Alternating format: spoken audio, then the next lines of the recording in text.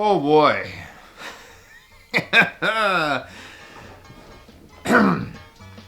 Hey everybody, and welcome again to another thrilling edition of Give It a Shot Spotlight episode. So, before I get into this, I have to lay out this disclaimer. I have to thank my wife for this particular episode. Back when we were still in Tennessee, there's a place called McKay's that we go shopping to every once in a while because I love used DVDs and it's like all the kind of weird dreck you can find. Well, she found this one. It's Gigi. It's not Gigi, it's Gigi. God's Little Princess. Apparently she is very well versed in this. I don't know why. I don't ask.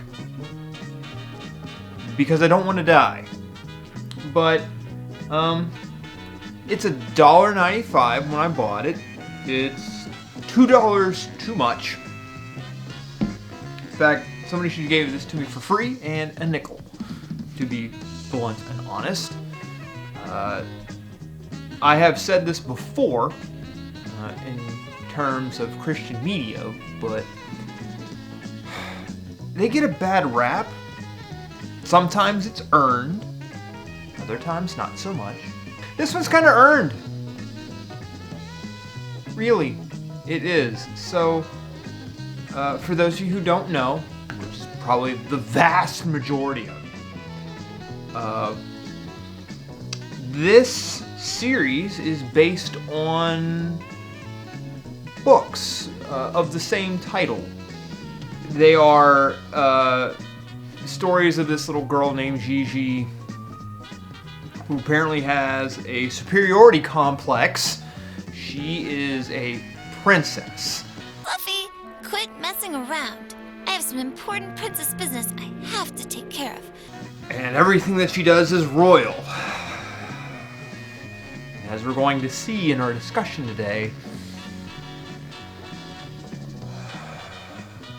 she's a royal pain.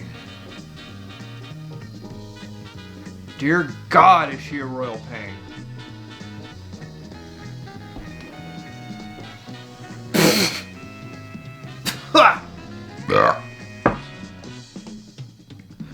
So, this is by the same group who brought to you other classics. Some of them we've discussed, like Hermie. You remember Hermie? Hermie's fun in comparison to this. And something I've yet to do, but one day might, Bible Man. Yeah, in comparison. And it's from that same production company, so you know we're in for some good stuff. So, as I said, Gigi is God's little princess, and Gigi, in her, I gotta do some world building here because it's a bizarro world. Gigi, believes herself to be royalty, which is cute. You know, you got a 5-year-old kid who thinks they're royalty. Sure, fine, whatever. But it's another thing when everybody else enables it. Good morning, princess. That's what's going on here. A lot. Very official royal business to take care of, and I'm not sure how to do it. Oh, royal business. That explains it. Nobody is innocent in this. The parents, especially the father, he is the most enabling person in this. He should not be doing what he's doing, and that's not good parenting. I have a lot of royal thinking to do. Well, royal thinking. That sounds very important. Gigi believes herself to be God's little princess. Gigi. You are God's little princess. And must do royal things all the time. And this DVD case is a flat-out lie. It includes 2 complete Gigi stories, because they sure as hell could not call them episodes, because on the back it has over 60 minutes of running time, including bonus features. The official running time of these 2 stories is just over 30 minutes. There's not much more to it. So, God's little princess is also God's little liar. I can't be a princess anymore. Because it's not 60 minutes. Now, sure, if you do include learn how to draw Gigi, which when you look at this animation, you could probably do better. There's a read-along by Sheila Walsh and a sing-along. Alright, fine. Somehow that'll get you 60 minutes. Fine. So, we got 2 stories in here. They both have biblical messages in them, which, yes, Christian media should do that. But they're kinda shoehorned. The first one, Gigi makes the determination that her good friend and the girl that I feel the most sympathy for in this entire series, Frances. Frances, she looks a little depressed in comparison to Gigi, who is, as far as I'm concerned, snort enough coke to kill a moose the way this girl acts. She's very hyper. Very hyper. Mom, do you know where the balloons are? They're in a box in the playroom. How many do you need? I probably only need a couple of million. And Frances just kind of goes with it. In fact, she, just like Gigi's father, enables this shit. What do you think, Francis? I'm royally surprised. It's just not... Look, I know when you have friends, you do certain things with them that probably go against your very nature, but Frances should know better than to let this happen. But then again, I also realize that Frances has some problems of her own, like the fact that she has fainting spells. I don't think you should trivialize that sort of thing, but Frances faints a lot, as you'll see in this. She is God's little princess too, and I'm going to let her use the royal teacup so now she knows and amen.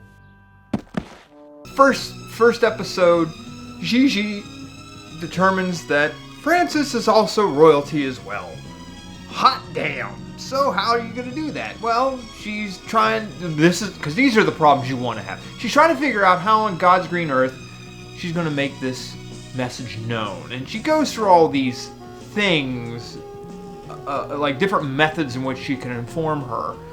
And it becomes this weird, like, both episodes do this, but in this episode, way more.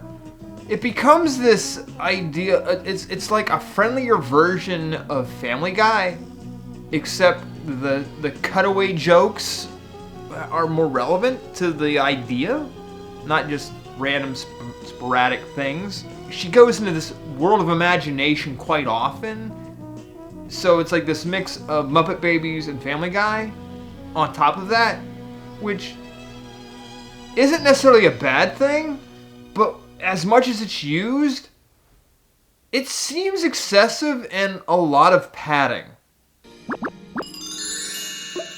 Lord Fluffy, you may make the announcement. But she goes through all these methods in which she tries to figure out how to tell her friend that she's a princess too. Do I use television? Do I do skywriting? Like a parade is what she finally, because like the first 5 minutes or so, she's just thinking of different methods. And she finally figures out, a parade will work. would you please call Frances and ask her to look out of her window? Okay, sweetie.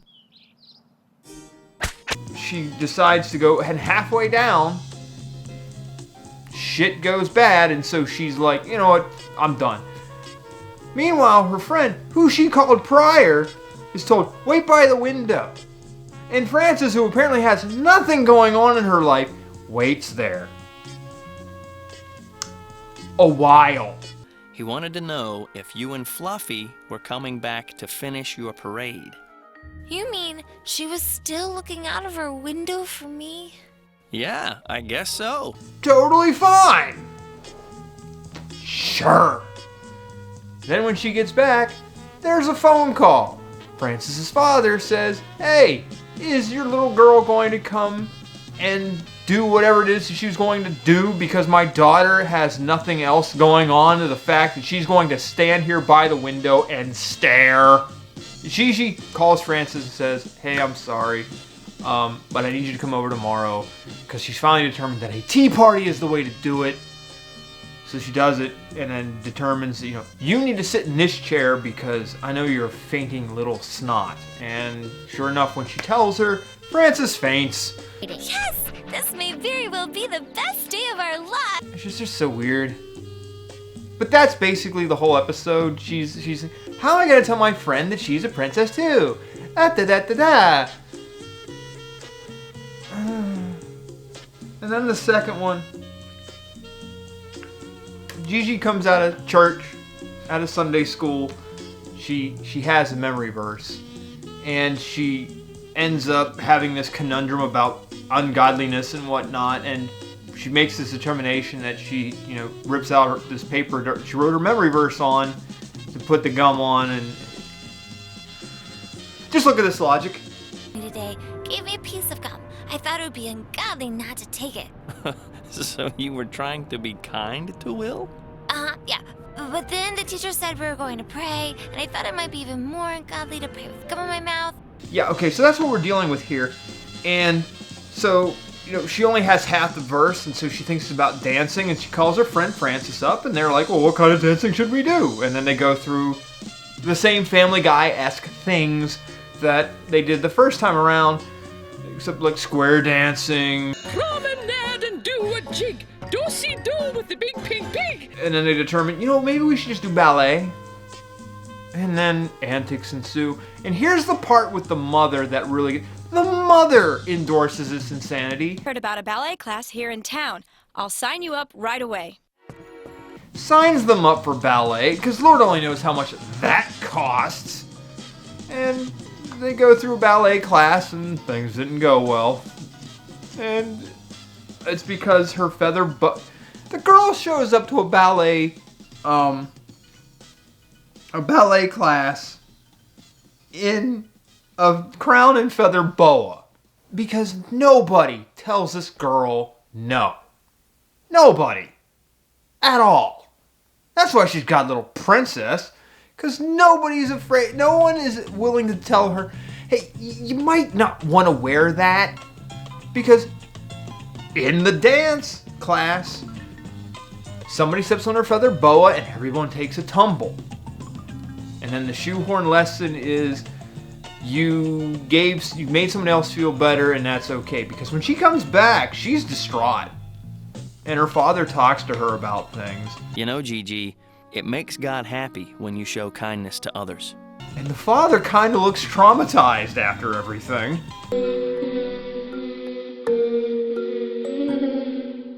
I would be too. If this was my daughter, I'd be wondering where my sperm went wrong. And that's the lesson. I'm sure this works for like 5-year-olds, but dear God, I mean, like, the lessons are kind of shoehorned in. They're not very good at all. The morals need work. Or at least working into the story. Like, at all.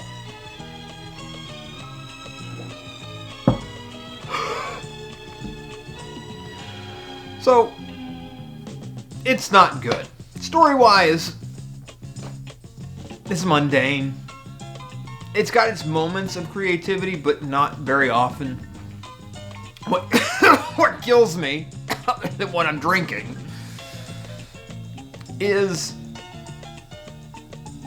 the animation. The animation in this reminds me of a couple of things. First and foremost, I never watched this, but I know it existed. Anaconda, it kind of reminds me of that. Like, everything's kind of jilted, stilted, and jittery and things like that. It's a little off-putting. And then it also reminds me of, like, before YouTube was a thing, Flash animation was relevant, and it reminds me of Flash animation that you might find on Newgrounds or like Homestar Runner, except worse. Because there's a lot of things going on with this animation that I see a lot of mistakes. First and foremost, the layering of Frances's eyebrows that are off-putting. Like, her eyebrows are on top of her bangs, and like, I saw parts where, like, the cat. There's a cat in this that in Gigi's imagination talks. Like, I would see spaces between the head and the body, and then, like, the spinal scene in the second episode, like, I can see the arm and the body assets not connecting, and so things don't look like they didn't really finish it. And so the animation has this stilted look to it. Like, I don't know. I never really watched Anaconda, but there's a certain charm to that for that particular thing, because it kind of looks like, those look like paper figures moving about, and that made sense to me from what little I've seen of it. But this is supposed to be more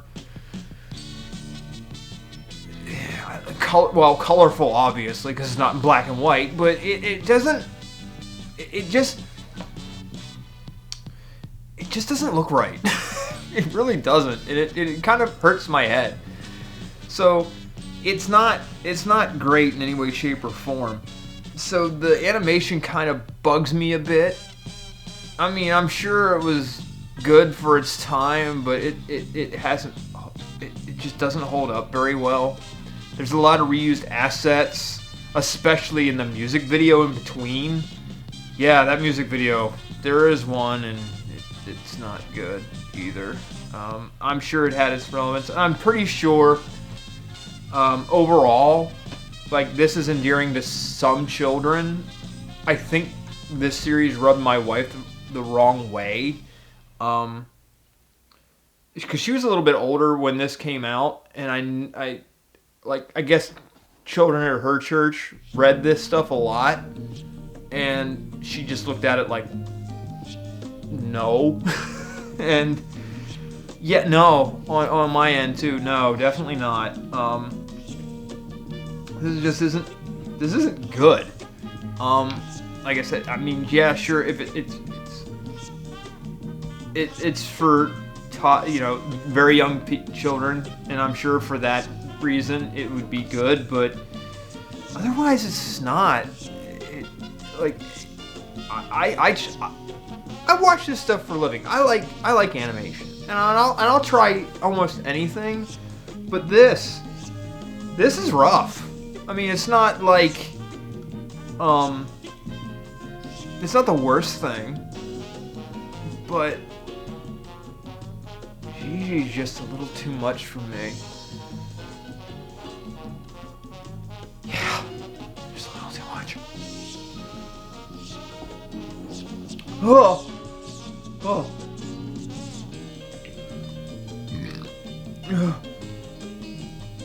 And so I don't know. I just can't. I wouldn't recommend this to anybody. Not even as a joke. Because it's more annoying than anything. Like, for me, in animation, like, the worst thing you could be is boring. And this is very boring. And you know, looking for animation gaps, yeah, that's cute, it's fun, but you don't want to do that for an extended period of time, and that's what this felt like. This half hour dragged on, and the stories were only 12 minutes at best. So this was painful. This is very painful. I'm not gonna go to Vlad, but it almost warrants it because I mean. This, like I said, I paid $1.95 for this, and I feel like I was robbed. I really do. You could have done better. God. Oh, your little princess is, she's quite the pill. Sometimes, the medication, the cure is worse than the disease, because this... Thanks, Daddy. You're welcome, Princess.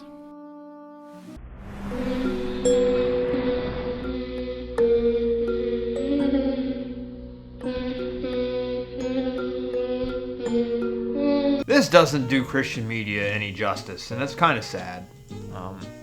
Like, I like the fact that she's independent, and she's a little too girly in some aspects. I don't... But she has some tomboyish things, which is great, but she doesn't, I don't know. She's got a delirium that everybody feeds into, and it's not good. It's enabling, and I really think she should get some help. So if any of you out there care about Gigi and want to see her get the support that she needs, please dial this number below and see that she gets it, because no, I'm not throwing a dime to that shit. So until next time, kiddos, toodles.